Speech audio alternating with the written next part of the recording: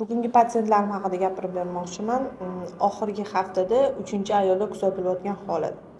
Er-xotin birlamchi bepushtlik bilan qabulimga kelishdi. Ayolining asosiy shikoyati qorinni pastki qismida har doim og'riq bo'lishi, o'sha bezovta qiluvchi ajralmalar kelishi, hayz siklining o'zgarishidan shikoyat qildi va hamma shikoyatlarini eshitib, birinchi o'rinda bachadon laylarini rentgen qilish, ya'ni o'sha bachadon laylarini rentgen qilganimizda nimalarni ko'rdik?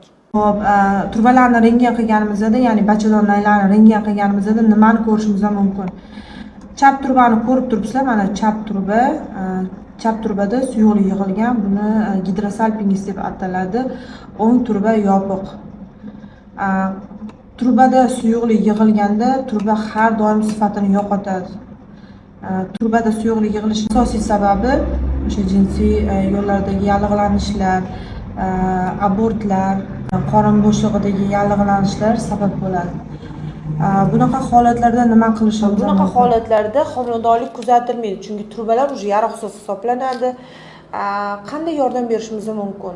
Birinchi o'rinda bachadon laylari, ya'ni turbalar operatsiya yo'li orqali olib tashlanadi va patsientga keyingi etapda homilador bo'lish uchun eko dasturidan foydalanishi mumkin.